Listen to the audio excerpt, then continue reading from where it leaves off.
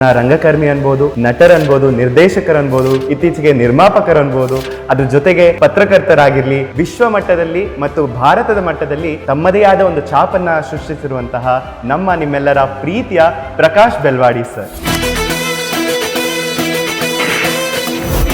ನಾವೆಲ್ಲ ಒಟ್ಟಿಗೆ ಬಂದ್ವಿ ಒಳಗಡೆ. ನಮ್ಮಲ್ಲಿ ಕ್ರಿಶ್ಚಿಯನ್ಸು ಮುಸ್ಲಿಮ್ಸು ಎಲ್ಲ ಇದ್ದರು. ನಮ್ಗೆ ಆ ಥರದ್ದು ನಮ್ಮ ತಲೆಯಲ್ಲಿ ಬಂದಿರಲಿಲ್ಲ. ಅಲ್ಲಿ ಒಳಗೆ ಹೋದಾಗ ಅದು ಒಂದು ಲಿವಿಂಗ್ ಟೆಂಪಲ್ ಆಗಿರುತ್ತೇನೋ ನಿರೀಕ್ಷೆನೇ ಇರಲಿಲ್ಲ ನನ್ನ ತಲೆಯಲ್ಲಿ. ನೀವು ಬರುವ ನಿರೀಕ್ಷೆಯಲ್ಲಿ ಇದ್ದೆ ನಾನು ಅಂತಂದ್ರು. ಮೈ ಜುಮ್ ಬಂದ್ಬಿಡ್ತು ನನಗೆ. ಅಮೇಜಿಂಗ್ ಆಯ್ತು ಅದು.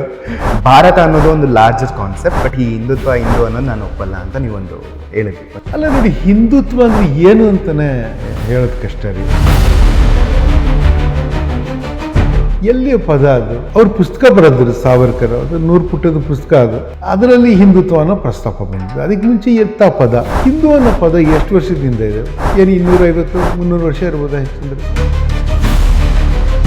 ಸನಾತನ ಧರ್ಮ ಅಂದರೆ ಓಪನ್ ಸೊಸೈಟಿ ಅದು ಇತ್ತು. ಹಿಂದುತ್ವ ಅಂದರೆ ಏನಿಲ್ಲ.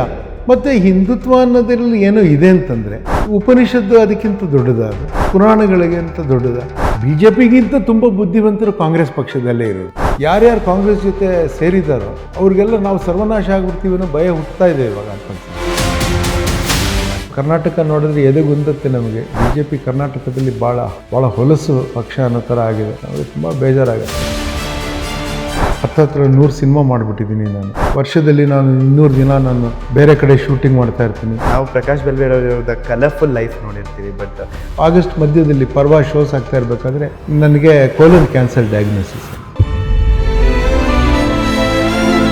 ಈಗ ನೀವು ಒಕ್ಕಲಿಗ ಅಂತ ಹೇಳಿ ನೀವು ನ್ಯಾಷನಲ್ ವೋಟ್ ಮಾಡೋದಕ್ಕೆ ಕಷ್ಟ ಇದೆ ನಿಮಗೆ. ಐ ಲೈಕ್ ಕಾಂತಾರ, ಅದು ಫಸ್ಟ್ ನೋಡಿದ್ನಲ್ಲ, ಐ ಲೈಕ್ ಕಾಂತಾರ. ಒಂದು ಮೈಕ್ರೋ ಕಲ್ಚರ್ನ ಅಷ್ಟು ಕಾನ್ಫಿಡೆಂಟಾಗಿ ಪ್ರೆಸೆಂಟ್ ಮಾಡಿದ್ದು ನಂಗೆ ತುಂಬ ಇಂಟ್ರೆಸ್ಟಿಂಗ್ ಅಂತ ಅನ್ಸುತ್ತೆ. ಮೈಸೂರ್ದು ಹೇಳ್ಬೇಡ. ಇಲ್ಲ ಹೇಳಿ ಮ್ಯಾಮ್, ಹೇಳಿ. ಈಗ ಸಿಂಪಲ್ ಫುಡ್ ಅವ್ರಿಗೆ ತುಂಬ ಇಷ್ಟ. ಮಸಾಲೆ ದೋಸೆ. ಇಲ್ಲ, ನಂಗೆ ಬಿರಿಯಾನಿನೂ ಇಷ್ಟ, ಮನೇಲಿ ಮಾಡೋದು.